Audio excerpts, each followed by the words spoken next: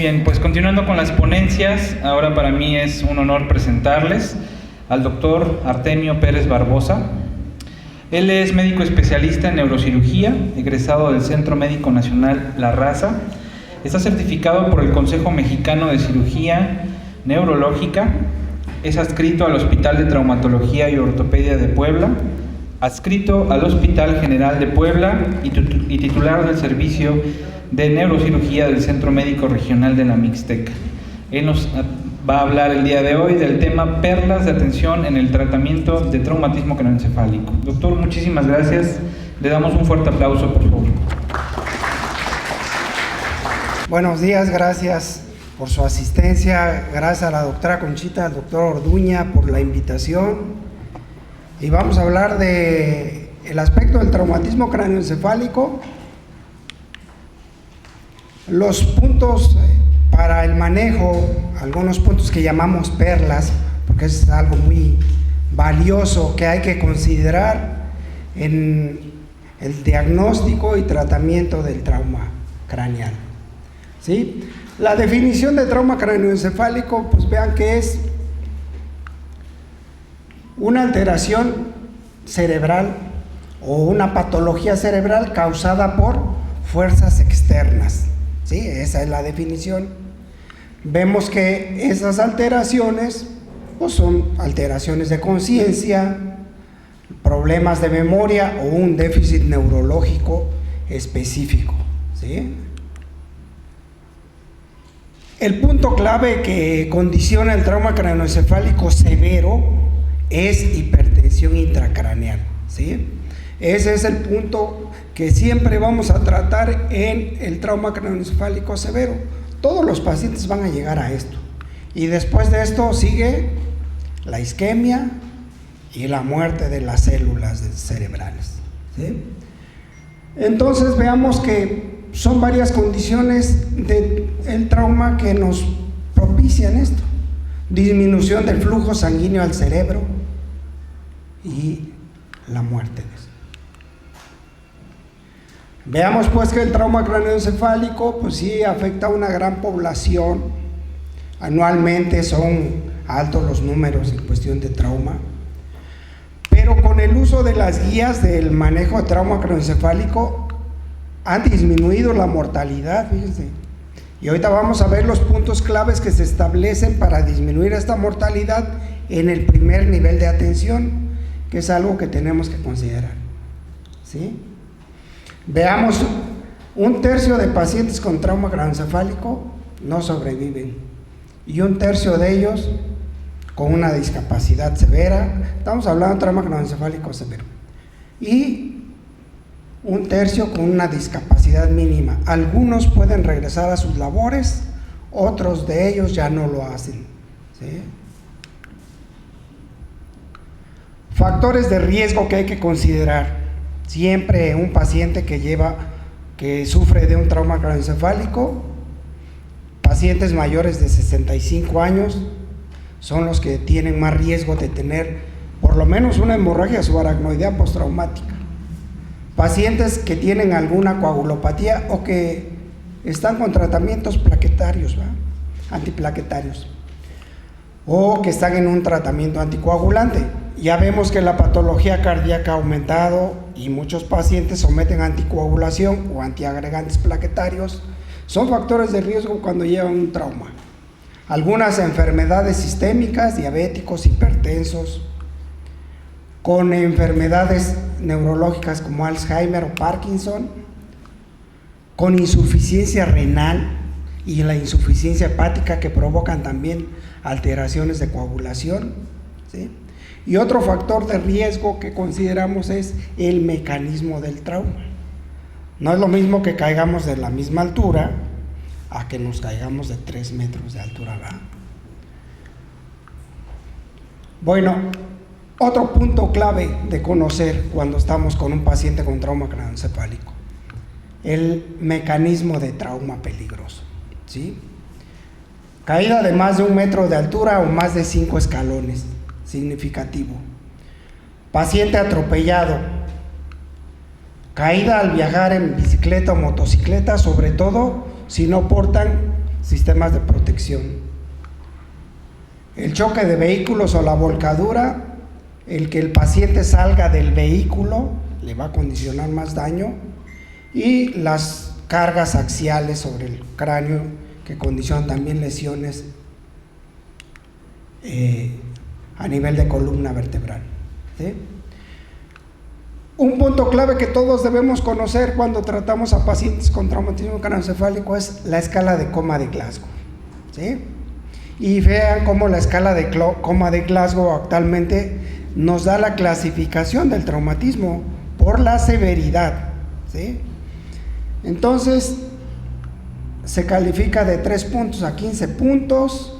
El paciente con 8 puntos o menos tiene un trauma craneoencefálico severo, ¿sí? Esta es la escala de coma de Glasgow. Vean lo que valoramos: la respuesta ocular, la respuesta verbal y la respuesta motora. Si ustedes se dan cuenta, pacientes con Glasgow de 15 que hablan espontáneamente, tienen apertura espontánea, hablan espontáneamente, obedecen órdenes, hasta aquel paciente que está sin ninguna respuesta, ¿sí?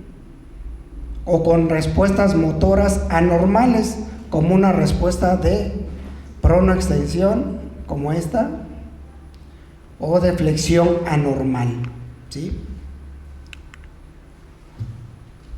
Vean cómo la escala de coma de Glasgow se ha relacionado mucho a la mortalidad. Mientras más baja la escala de coma de Glasgow, la mortalidad es mucho mayor, ¿sí?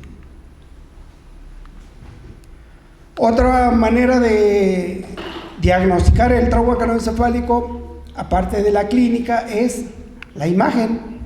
Y para el diagnóstico del trauma craneoencefálico, la tomografía, que apareció en 1970, desde esas fechas empezó a haber una mayor sobrevida, un mejor pronóstico en los pacientes, porque ya hacíamos un diagnóstico más temprano, ¿sí? Entonces, incluso tenemos clasificaciones del trauma de acuerdo al tipo de lesión. Algunos llamamos clasificación del trauma tomográfico o de la morfología de las lesiones, ¿sí? Vean acá, las tomografías deben ser, no necesitan estar pidiendo una tomografía con contraste, una tomografía simple, ¿sale? ¿Por qué? Porque muchas veces los pacientes con trauma la mayoría de ellos tienen disminución en volumen sanguíneo, son riñones que si le ponemos un medio de contraste lo podemos hacer caer en una insuficiencia renal o un daño renal, ¿sí? Entonces, una tomografía simple nos da el diagnóstico, ¿sí? Determinamos qué volumen tiene la lesión en la tomografía, cómo está la línea media, vean, si está desplazada, no está desplazada, y cómo están las cisternas en la base del cerebro. Vean aquí las cisternas, una lesión temporal hemorrágica, contusión hemorrágica temporal, que cierra las cisternas de la base. Y ahora los tomógrafos de nueva generación pues nos reconstruyen, ya nos dejan ver cómo está el cráneo, ¿no? Nos da imágenes para ver las fracturas craneales, ¿sí?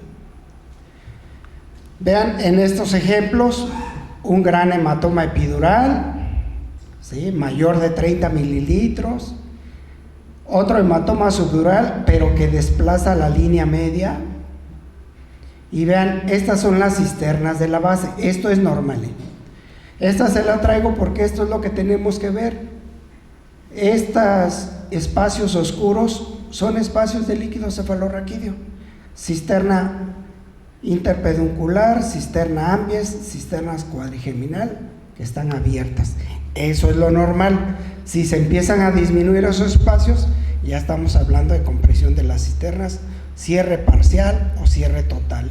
Eso indica gravedad incluso en el traumatismo. Algunos ejemplos que les pongo de lesiones difusas, vean, contusiones múltiples con hemorragia subaracnoidea. Si ven las cisternas de la base están llenas de sangre aquí, otras contusiones hemorrágicas. Y esta lesión que se las presento acá, cuando teníamos los tomógrafos que hacían cortes de 1 centímetro, no eran milimétricos, no las veíamos y ahora sí podemos verlas en la tomografía. Son las lesiones que se llaman daño axonal difuso, ¿sí? A veces nada más se ve un puntito blanco y el paciente tiene un déficit neurológico importante, ¿sí? El estudio diagnóstico para daño axonal difuso así definitivo es la resonancia magnética, pero la tomografía nos ayuda mucho para... Este otro caso de la tomografía con daño difuso es el edema cerebral. Acuérdense que en el traumatismo craneoencefálico, aparte de la hipertensión intracraneal, otra de las cosas que van a desencadenar a estos pacientes por daño neurológico es edema cerebral. Y vean cómo se cierran todas las cisternas. Esta es la cisterna perimesencefálica, está totalmente cerrado. Se ve negro el cerebro, se pierde la diferenciación sustancia gris, sustancia blanca. Y vean los ventrículos totalmente colapsados. Ahí estamos ante un paciente que tiene mucho edema cerebral, ¿sí? Incluso la tomografía se han desarrollado escalas de acuerdo al daño en la tomografía. Y una de las más usadas pues es la escala de Marshall para lesiones difusas. Aparte hay otras lesiones, son las focales, pero en lesiones difusas usamos la de Marshall, en los cuales vean que el grado 3 y el grado 4 son los grados más severos. ¿Por qué? Porque se comprimen las cisternas, porque se desplaza la línea media. Y algo que Marshall denomina acá es buscar lesiones que puedan operarse. Aquí no hay, ¿sí? Por eso la usamos esta para daño difuso. Son lesiones pequeñas, menores de 25 mililitros, pero ahí están presentes. Y vean, en estas se desplaza la línea media en el grado 4 más de 5 milímetros, pero no hay lesiones que podamos operar. Toda esta escala se usa para dar un seguimiento en manejos médicos. Otra escala que también se utiliza, vean, es la escala de Rotterdam. Y aquí también tenemos la valoración de las cisternas basales, la desviación de la línea media, si hay algún hematoma epidural, porque luego hay hematomas epidurales chiquitos que no son quirúrgicos, y la presencia de hemorragia subaracnoidea. La presencia de hemorragia subaracnoidea es un factor pronóstico de gravedad, ¿sí? Mientras más hemorragia subaracnoidea, posiblemente a ese paciente le puede ir peor, porque la hemorragia subaracnoidea favorece vasoespasmo y eso lleva más isquemia al cerebro, ¿sí? Lesiones focales, vean, estos son ejemplos de lesiones focales, ya vimos lesiones difusas en el cerebro. Lesiones focales como hematomas epidurales, que este es 100% quirúrgico. Otro, un hematoma subdural agudo, véanlo, también quirúrgico. Ya ya está haciendo isquemia por la compresión, vean, isquemia en el lóbulo occipital. Contusiones hemorrágicas, esta es una contusión hemorrágica frontal, también quirúrgica. Vean cómo las cisternas se disminuyen, ¿sí? Y esta tomografía nos muestra un hematoma epidural de fosa posterior, también quirúrgico, ¿sí? ¿Qué hacemos cuando llega el paciente a urgencias? La atención pues debe ser inmediata. De hecho, el tratamiento del trauma craneoencefálico debe empezar desde antes que llegue al hospital, desde el momento en que se da el trauma. Y hay guías de manejo prehospitalario ya incluso, donde se dan las sugerencias de lo que se tiene que hacer. Y dentro de ellas, lo que más hacen énfasis es en que tengan una buena vía aérea, una buena oxigenación y una presión arterial lo más normal posible, ¿sale? Entonces, con que ustedes vean que esté oxigenando ese paciente en el momento que lo atienden y que su presión se mantenga lo más estable, o tratar de meterle un poquito más volumen. Y algo importante que dijo la doctora cuando habló de estado de choque, si hay algo que sangre hay que pararlo, y ahorita lo vamos a ver, ¿no? Eso va a ayudar mucho a estos pacientes para que lleguen en mejores condiciones. Conocer causa y mecanismo de lesión, el tiempo en que transcurrió, cómo está el estado de conciencia desde que ocurrió el accidente, ahorita que lo evaluamos, ¿sí? Hay que hacer evaluaciones subsecuentes, ya lo dijo el doctor Orduña, hay que estar evaluando al paciente, ¿sí? Y ahorita vamos a ver cómo la escala de Glasgow también lo hace, nos la sugieren, ¿verdad? Evaluar si hay lesión cervical, recordar siempre que el paciente traumatizado, sobre todo trauma de cráneo o politraumatizado, puede tener también lesión de columna cervical, ¿sí? Si convulsionó el paciente, muchos pacientes se caen y convulsionan, es otro. ¿Qué se hizo antes de que ingresara al hospital? Y los antecedentes de ese paciente, ¿sí? Alergias, etcétera. Entonces, lo que se hace, ¿qué es? La valoración primaria, el ABCDE, siempre, si es el paciente con trauma craneoencefálico severo, se intuba y se ventila. Normoventilación. Checar que no se nos hipotense y que no haga hipoxia. Eso también es muy importante. Hacemos su examen neurológico, vemos pupilas, vemos respuesta motora, ¿sí? Vamos buscando datos de focalización neurológica. Después de estabilizado ya pasa a los estudios que mencionamos, la tomografía, sus placas, laboratorios, se evalúa si tiene más lesiones y ya pedimos una valoración por neurocirugía, y si no va para neurocirugía, posible va para terapia intensiva, ¿sí? Acá esta es una diapositiva que les quise presentar porque vean cómo hay factores que van a condicionar un daño cerebral secundario, ¿sí?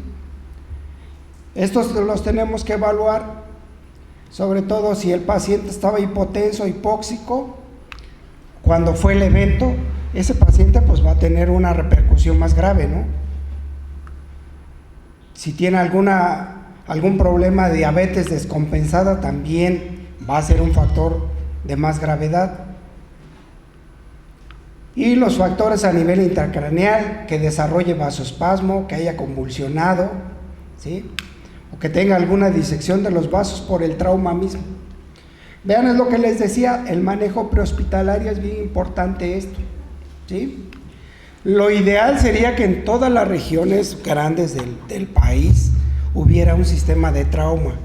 ¿Qué es eso? Bueno, una unidad que contara con un tomógrafo disponible 24 horas, que hubiera un médico de urgencias en el primer nivel, que hubiera neurocirujano, todos los especialistas que se requieren, porque este es un manejo multidisciplinario inicialmente, ¿sí? Eso sería lo ideal. Si no lo contamos, hacer un buen protocolo en ese momento, estabilizarlo, el transporte a una unidad que tenga lo necesario para tratar a esos pacientes graves, ¿sí? ¿Cómo transportarlo? Pues también eso sería otra cuestión, ¿no? Quienes hay que mandarlos en helicóptero o lo más pronto posible, ¿sí? Y vean, estos son lo que les llamaban las unidades de trauma. Ahí se los pongo por escrito. Entonces, antes que lleguen a los hospitales, esto, si nosotros estamos, antes de que llegue a un hospital grande, lo atendemos, evitar la hipoxia, que son las saturaciones menores de 90 milímetros de mercurio, que tenga una vía aérea permeable, ¿sí? Todos los pacientes con un Glasgow menor de 9 puntos, sea el trauma craneoencefálico severo, debe estar intubado. No necesitamos hiperventilar al paciente. Esto es bien importante. Ventilar normal al paciente, presiones 35 o 40 milímetros de mercurio, ¿sí? Y evitar que se hipotense ese paciente. Con que hagamos esto, vamos a poder llevar a un buen fin a ese paciente, ¿sí? Si vamos a pedir interconsulta al neurocirujano, tomen esto en consideración, vean. Todo eso lo podemos hacer inicialmente. Dar la edad del paciente, cómo fue el evento de lesión, cómo está la presión y la saturación de oxígeno de ese paciente, tratar de tenerlo normo, como dicen, cómo están las pupilas, si hay algún déficit neurológico, hay una paresia, amiparesia, qué resultado fue del ataque. Si se dan cuenta, la tomografía actualmente la estamos aprendiendo a leer, ¿verdad? Va a acabar siendo como la placa de rayos X. Todos vamos a poder decir por lo menos que hay algo malo en esa tomografía. Y algunos hasta nos aventaremos a decir, tiene un epidural, un subdural, una hemorragia parenquimatosa y necesito al neurocirujano, ¿sí? Si hay lesiones asociadas, cómo se trató, si estuvo con hipotensión, hipoxia, y si ese paciente está con algún anticoagulante o algún antiagregante, porque eso también es importante cuando nos avisan a nosotros. Si está con antiagregantes plaquetarios, nos va a poner en más riesgo para un procedimiento quirúrgico, porque la plaqueta no está funcionando adecuadamente y nos puede dar más riesgo de sangrado en nosotros. Entonces hay que ir pensando cómo mejorar estas condiciones para hacer cirugía, ¿sí? Y vean, esto a grosso modo, en el trauma craneoencefálico severo, pues vamos a encontrar este tipo de lesiones focales que pueden requerir cirugía, volúmenes mayores de 25 mililitros, ¿sí?, que desplacen la línea media. Por eso les mostré la tomografía las tomografías previas, para que vieran cómo está la línea media, y si se desplaza puede hacer que sea candidato a cirugía. Las cisternas de la base, cómo están, y sobre todo, si hay una compresión importante, el ventrículo de un lado se cierra y el otro del contralateral se dilata. Ese también ya es otro signo de efecto de masa en la tomografía, ¿sí? Vean acá estas lesiones, un hematoma epidural, vean la línea media, completamente desplazada, hemorragia a nivel occipital, hemorragia temporal también contralateral parenquimatosa, otro hematoma subdural agudo también con desplazamiento de línea media. A esto, si recuerdan, les llamamos herniaciones. Esta es una hernia subfacial, vean, los dos. Una contusión hemorrágica temporal grande del lado derecho que condiciona otra hernia, una hernia uncal.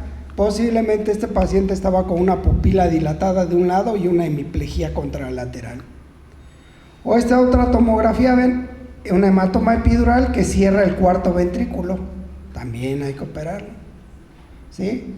Otros ejemplos más de contusiones y hematomas. Acá, cuando llega al hospital un paciente, actualmente tenemos que estar favoreciendo el uso de catéter para medir la presión intracraneal. Es el único indicador verdadero de que podemos hacer un buen manejo médico, ya sea en una terapia intensiva o llevar a un paciente a un manejo quirúrgico cuando se está empeorando su situación, ¿no? Pero desafortunadamente ahí vienen los contras, pues, que no todas las instituciones nos aportan un sistema para medir la pica, ¿sí? Porque ahí debía estar basado el manejo. Elevación de la cabeza a 30 grados y ver que el cuello esté libre para mejorar el retorno venoso, que las venas yugulares no estén comprimidas. Eso ayuda mucho para disminuir la presión intracraneal, ¿sí? Cuando ponemos una ventriculostomía, incluso hasta podemos drenar líquido cefalorraquídeo. Si aumenta mucho la presión, le abres a la ventriculostomía, drenamos líquido y eso baja la presión intracraneal, ¿sí? Miren, se los presento, este estudio lo hicieron en países de Sudamérica, Colombia, Ecuador, participaron. Y ahí agarraron a dos grupos. Un grupo le pusieron catéteres para medir pica y a otro grupo lo manejaron médicamente haciendo clínica en la terapia intensiva y haciendo tomografías repetidas. Y encontraron como resultado que a los dos grupos les iba igual si poníamos los catéteres o no, ¿sí? Esto ha sido un motivo de controversia en el manejo del trauma craneoencefálico y en la medición de la presión intracraneal, ¿sí? Sedar a estos pacientes es importante mantener una sedación para también esto evita que aumente la presión intracraneana, ¿sí? El sedante que más se usa en las terapias intensivas y que más se recomienda es propofol. ¿Por qué? Porque a veces tenemos que hacer ventanas neurológicas. Entonces, el propofol es de vida media más corta. Si uno lo suspende en 1 hora o más, ya podemos volver a checar el estado neurológico, o sea, se elimina rápido. Terapia hiperosmolar. Hay algo que yo les quiero comentar, así que es bien importante cuando usamos terapia hiperosmolar. En un paciente inicialmente no hay que meterle un bolo de manitol, ¿sí? A veces nos llega un paciente con trauma craneoencefálico, lo vemos grave y lo primero que hacemos, zumbarle manitol, eso sí lo hemos visto, ¿sí? Pensando que pues, porque vamos a manejar el edema, etcétera. El manitol en las guías nuevas de trauma ha quedado ya restringido al paciente que vemos que tiene una pupila dilatada, que tiene una hemiplegia, que estamos sospechando que tiene una lesión con efecto de masa, está herniándose, o que el paciente que se deterioró muy súbitamente y se nos está deteriorando, en ese paciente podríamos usar bolos de manitol, pero ojo, ver si no está hipotenso. Si ustedes a un paciente que no checaron que estuviera hipotenso le meten manitol, lo van a empeorar más en lugar de mejorar. En esos casos es cuando usamos las soluciones hipertónicas, ¿sí? Actualmente, dice uno anterior, actualmente ya usamos solución hipertónica al 3% en bolos de 250 mililitros, ¿sí? Y podemos repetirla a las 6 horas. Esta terapia hiperosmolar deja de tener efecto a lo mucho a 72 horas. Después de 72 horas ya no le sirve. Si las llegamos a usar hay que tener en cuenta osmolaridad y el sodio. Tanto el manitol nos puede elevar el sodio como la hipertónica nos va a elevar el sodio. Y a veces provocamos hipernatremias más severas que también van a condicionar mayor daño cerebral, ¿sí? Entonces se tiene que manejar son válidos su manejo, pero sí hay que tener mucho cuidado con estas hipertónicas. La temperatura. En la plática de choque que dio la doctora también hablamos de temperatura, ¿no? Hubo estudios que dijeron, vamos a usar hipotermia para los pacientes con trauma craneoencefálico severo. Se demostró pues que a veces puede traer efectos más graves para un paciente, ¿sí? Entonces lo ideal es mantenerlo lo más cercano a lo normal, ¿no? Muchos de estos pacientes empiezan a hacer hipertermias, también es peligrosa la hipertermia en el manejo del trauma craneoencefálico severo. Y a veces hacen hipertermia por lesión central, ¿sí? Ahí es cuando ya el daño ya está más que irreversible, ¿sí? Vean que en las guías, en las guías del 2016 se habló de hipotermia profiláctica temprana y dijeron, no la recomendamos para mejorar el pronóstico. Y vean los riesgos: coagulopatías, inmunosupresión, arritmias, incluso muerte. Entonces, si nos damos cuenta, todo se está acercando a que en el manejo del trauma craneoencefálico severo, todo sea normotensión, la hipoxia a lo normal, la temperatura a tratar de llevarlos a lo normal, ¿sí? Y este es el estudio que hicieron, la revisión que hicieron en el 2015 de hipotermia, ¿no? ¿Sí? No hay mejores pronósticos en relación a cuidados estándares, a mantener un normotérmico al paciente. Hiperventilación es otra perla también que hay que conocer. ¿Hiperventilamos o no hiperventilamos a los pacientes? ¿Qué provoca la hiperventilación? Empezamos a disminuir el CO2, ¿sí? Eso que lleva a vasoconstricción, eso baja la presión dentro del cráneo, es el tratamiento. Pero ¿cuál es el efecto que puede tener si estamos cerrando mucho ese vaso y bajándole la perfusión cerebral, que nos lleve a isquemia y que se infarte. En las primeras 24 horas el paciente lo que necesita es tener una buena perfusión cerebral. Si lo hacemos en esas 24 horas, pues lo vamos a afectar más. Entonces al paciente hay que manejarlo con normoventilación, 35 a 40. Y solo que tengamos una medición de PIC y estemos viendo que se le está sube y sube la presión intracraneal después de las 24 horas, ya que pasamos ese periodo, entonces ya podemos usar una hiperventilación moderada, ¿sí? En algunos casos se ha hablado de hiperventilación más agresiva hasta 32, pero también con efectos más deleterios, entonces tampoco se ha recomendado. ¿Qué hacemos con los pacientes que están con hipertensión intracraneal y que se están haciendo las medidas pero se les sigue elevando? Hay que repetir los estudios radiológicos, hay que hacer tomografías de seguimiento. Incluso si inicialmente vimos hematomas pequeños, a las 8 horas, ¿ven?, hay que hacer otra tomografía. O si el paciente nos está dando datos de que ya dilató una pupila que no tenía inicialmente, o que está haciendo una respuesta motora normal, entonces hay que hacer otra tomografía para ver si no están incrementando las lesiones. En las contusiones hemorrágicas que les mostré, que son hemorragias dentro del parénquima cerebral y en la corteza del parénquima, ahí es muy importante hacer tomografía de seguimiento porque esas contusiones se incrementan y a veces hay que operarlas, ¿sí? Craniectomía descompresiva. El año pasado se hizo las guías de manejo de trauma craneoencefálico severo, salieron en 2016. Empezaron a hablar de craniectomía descompresiva y revisaron los estudios que ya había, el RISC y el DECRA.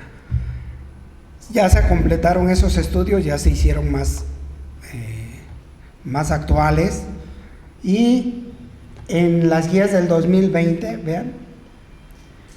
vean que no es para todos la craniectomía descompresiva. Pacientes de 50 años hacia arriba pueden tener muy malos pronósticos y quedar peor que a veces con el tratamiento médico. Pacientes más jóvenes les puede ir mejor, ¿sí? Los estudios los han comparado, vean.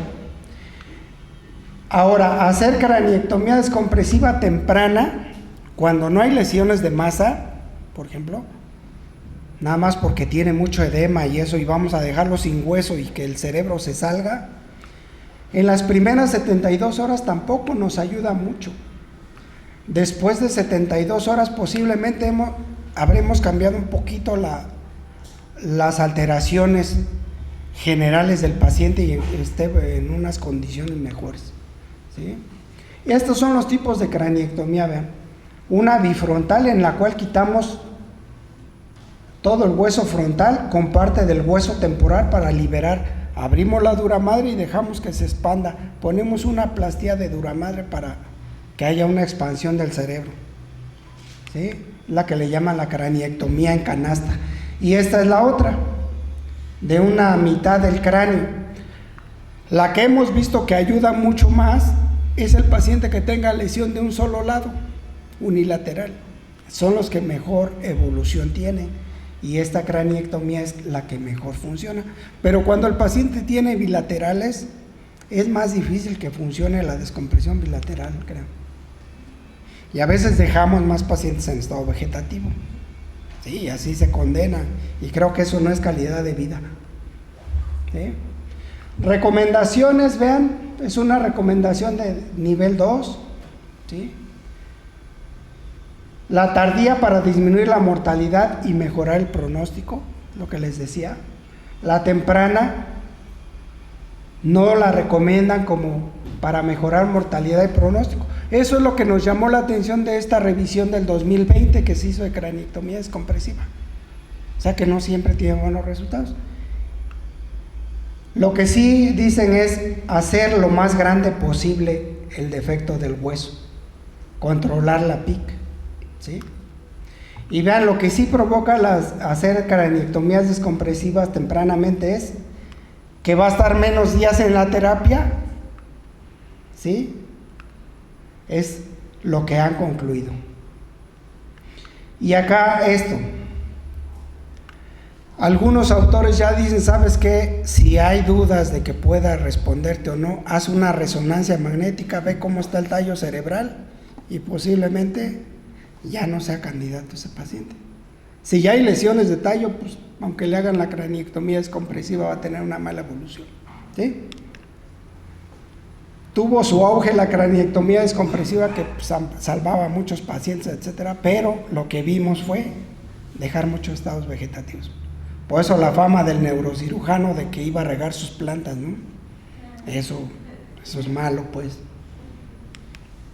¿Sí? Entonces hay que escoger bien al paciente. Vean, estos son los estudios, ya se han actualizado, se han continuado, y es la conclusión. Coma barbitúrico. Metemos en coma barbitúrica a un paciente, es lo último que se tiene que hacer. Vean los problemas que trae, ahorita se los muestro, ¿sí? Si el paciente no tiene lesiones que sean de cirugía, se puede meter a coma barbitúrico, pero hay que ir dando los tratamientos poco a poco en escalera, ¿sí? Y acordémonos que los barbitúricos nos disminuyen la presión arterial, entonces hay que usar vasopresores, ¿sí? Y estas es un consenso de guías que salieron en el 2019, se las presento.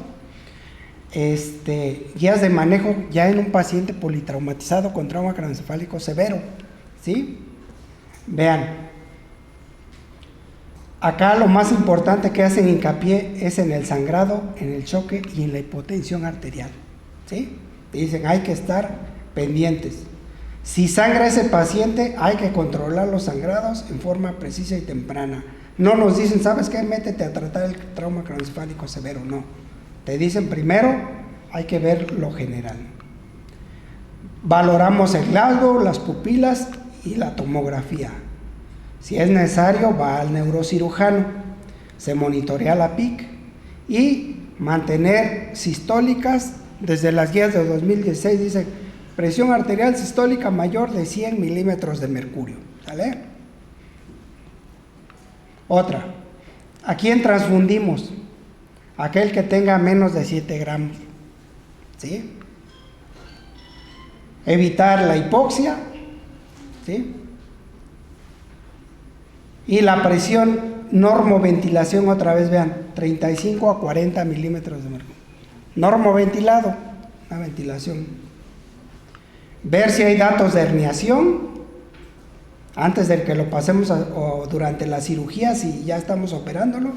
Ahí es donde usamos osmoterapia y usamos la hiperventilación. Ahí sí el anestesiólogo empieza a darle con el ambú para barrer CO2 y nos baja la presión intracraneal mientras operamos, ¿ok? Checar plaquetas, sobre todo si esos pacientes... Es que esto que yo les comento se ha visto actualmente en el trauma craneoencefálico con politrauma, que están encontrándose problemas de la coagulación por el mismo evento traumático. Y a veces tenemos pacientes con plaquetas bajitas. Lo ideal para el neurocirujano, si vamos a operarlo, es que tengamos más de 100,000 plaquetas. Tiempos de protombina, tiempos de tromboplastina, también checarlos por si va a requerir alguna cirugía. Y si lo vamos a transfundir, vean, en estas guías, a diferencia de lo que nos dijo la doctora en la plática de choque, acá en estas guías dicen que si transfundimos paquete globular, plasma y plaquetas, sea 1-1-1, había que considerar, ¿no? Este es un consenso diferente, ¿sí? Mantener una presión de perfusión cerebral adecuada, tratar los problemas de coagulación, checar lo de los anticoagulantes. Y vean, esto es lo que yo les decía. Sí se puede alterar las plaquetas en su función por el mismo trauma, ¿sí?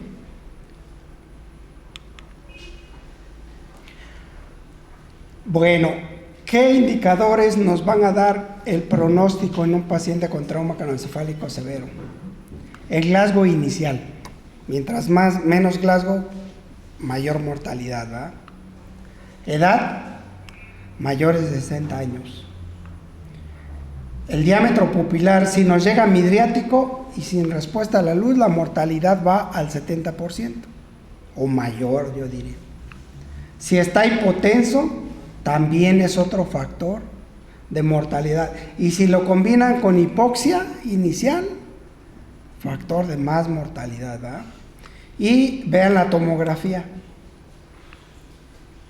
Si las cisternas basales están totalmente cerradas, hemorragia subaracnoidea más extensa, el desplazamiento de la línea media, ¿sí? Y las lesiones con efecto de masa. Si tenemos una lesión con efecto de masa, la quitamos, podemos mejorar el pronóstico. Pero si no se quita en el momento adecuado, también es un factor de mal pronóstico, ¿sí? Vean estas tomografías que les fue muy mal a estos pacientes, todos estos se murieron, ¿eh? Y vean las hemorragias a nivel de tallo cerebral. Esta es una hemorragia pontina traumática, una hemorragia a nivel mesencefálico, zonas de isquemia a nivel de las regiones centrales del cerebro, otra hemorragia ahí a nivel de tallo cerebral con la cisterna llena de sangre, ¿sí? Y con un infarto, que también falleció, también es infarto temporal y occipital, por un hematoma, ¿sí? El pronóstico, entonces, vean, politrauma, si hay compromiso de varios órganos, más factores de mal pronóstico. El paro cardiorrespiratorio, la hipoxia prolongada, la hipotensión, la hipertensión intracraneal refractaria que no cede con los tratamientos, ¿sí? Y que nos quedemos con un paciente si no tenemos cuidados intensivos o un neurocirujano, ¿sí? Hay que prevenir el trauma craneoencefálico, es lo que nos queda, porque seguimos sin encontrar el medicamento idóneo, ¿no? No hay un tratamiento eficaz para el trauma craneoencefálico severo. Prevenir los accidentes, si toma no maneje, bájele la velocidad y respete las señales, ¿no? Esto va a hacer que los accidentes sean menos graves. La otra, no sé si ustedes sepan que los vehículos que llegan a veces a México vienen con muy pocos sistemas de seguridad, ¿va? Son más baratos. Pero eso se tiene que exigir, que todos los vehículos traigan un buen sistema de seguridad, sus bolsas de aire, sobre todo. Usar cascos si andamos en motocicleta, en bicicleta, y las medidas en el trabajo para protegerse, ¿sí? Lo que estamos haciendo ahorita, capacitarnos constantemente, ¿no? Todo eso también nos ayuda para ir previniendo. Muchas gracias por su atención.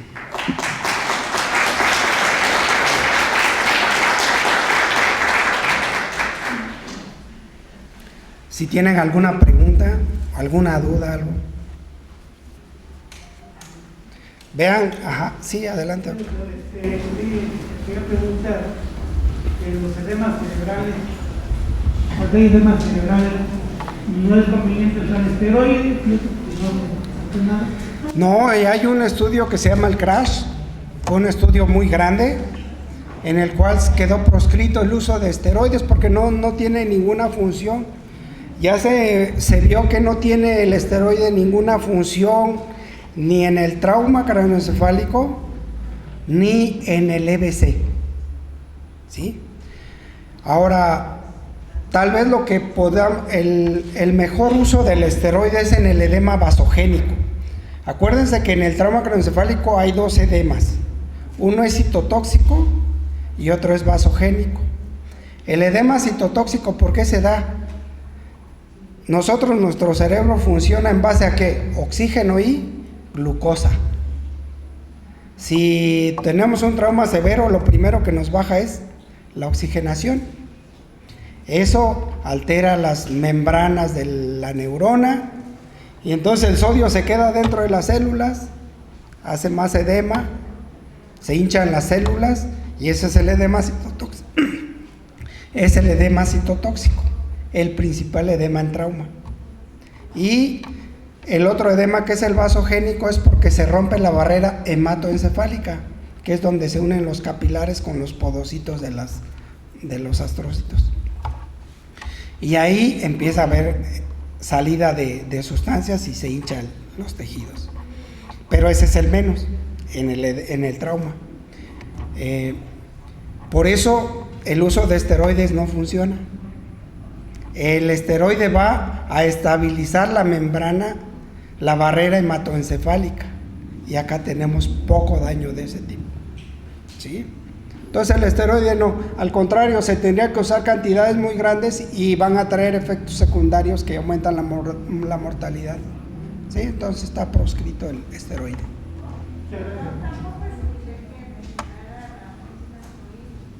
¿Cuál?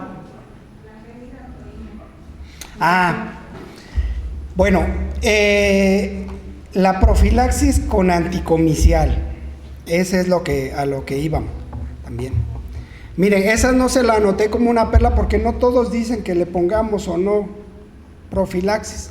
Las guías recomiendan el uso de la fenitoína o levetiracetam, porque ya los dos están para usarse, por 7 días nada más.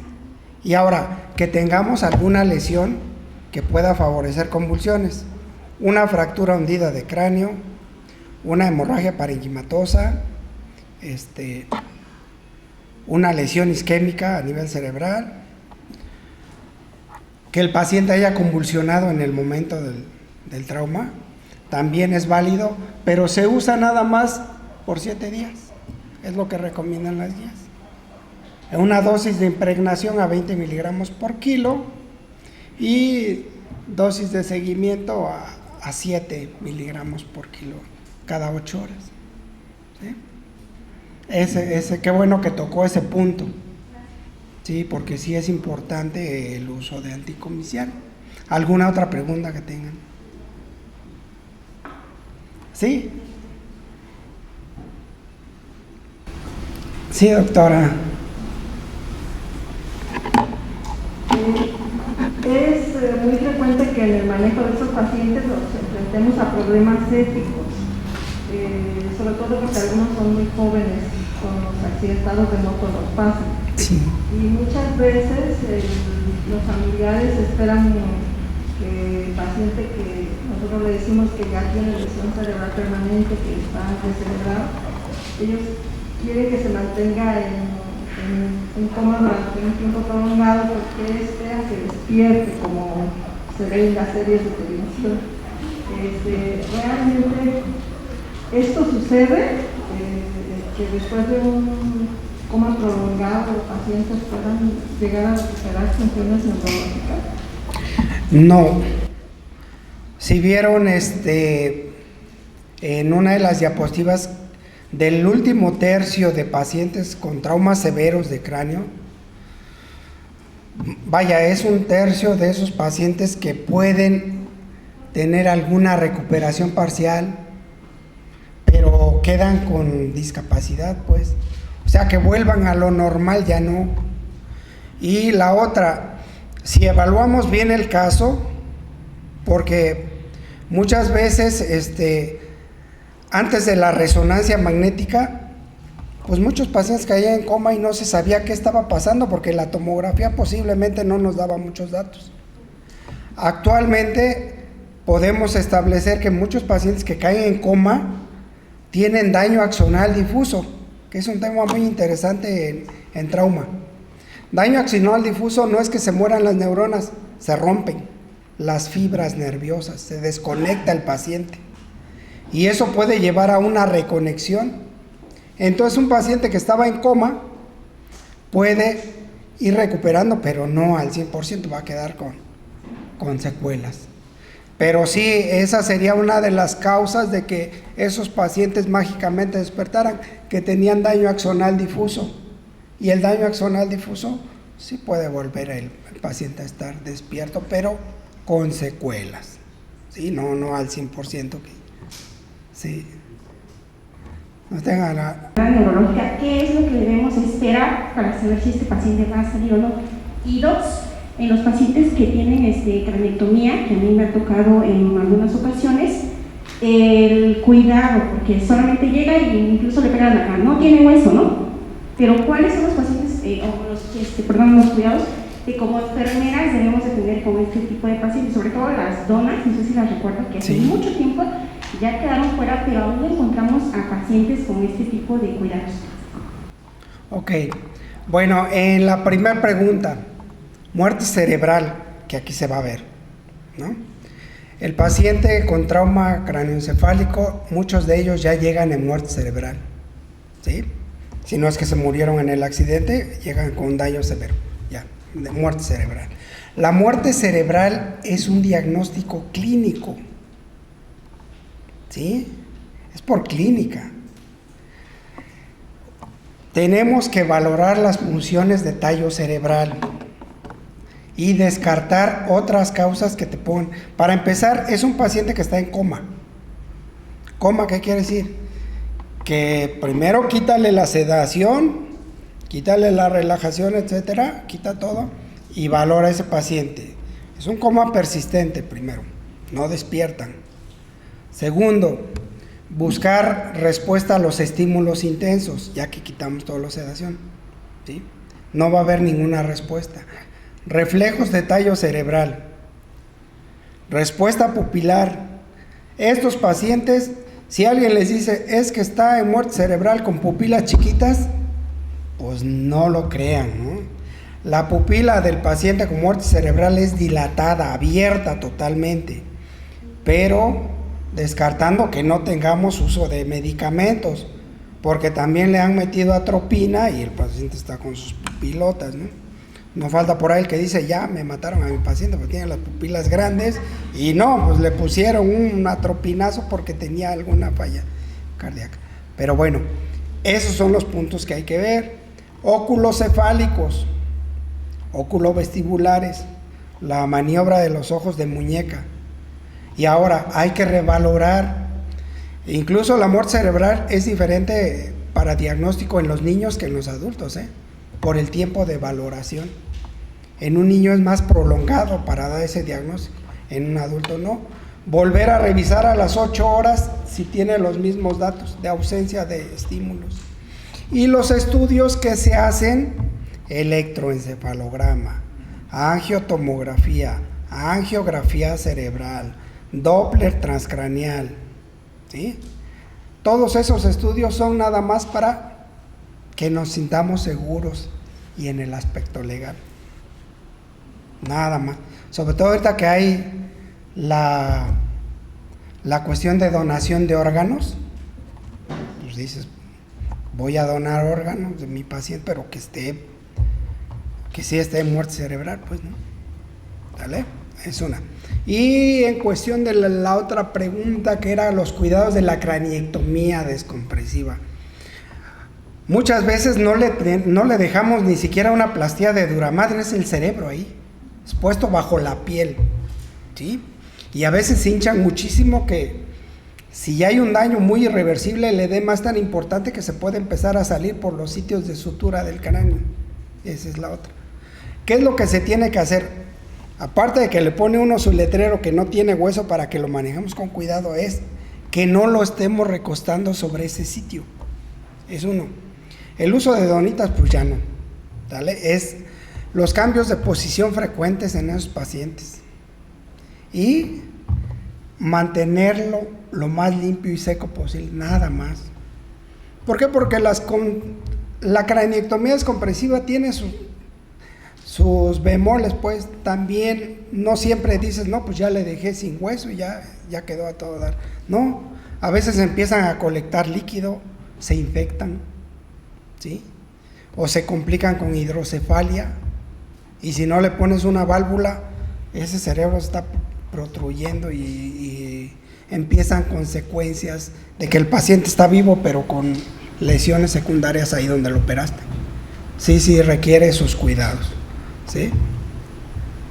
Bueno, en relación a eso muy importante que preguntó la compañera, porque sí nos hemos enfrentado a situaciones de trabajo en hospital, de que se opera el paciente, le realizan su procedimiento, ahora sí que en particular, regresa al hospital y regresa con el fragmento de hueso en un frasco, y pues y ahora el familiar dice, ¿qué onda, no? ¿Qué hago con él? Eso. Una, dos, los cuidados específicos, ¿no? Porque realmente, si el paciente va a sobrevivir, ¿qué sigue después de eso? Porque está expuesto, pues, ahí la masa encefálica. Sí. Después de los cuidados, que en este caso enfermería, pero también la orientación del médico, que se queda como responsable, ¿no? Porque como ya se dijo, el médico lo operó y adiós, ¿no? Ya se fue. Y ahora la modalidad, pues, por teléfono, ¿no? En el WhatsApp, Mándeme una foto, le dice. Pero realmente, ¿cuál es la indicación? Pues pobre mi médico de guardia, ¿no? ¿Y ahora qué hago? Oiga, doctor, fíjese que está haciendo mi paciente. Y bueno, mándale la imagen al especialista, ¿no? Porque realmente no ve la evolución.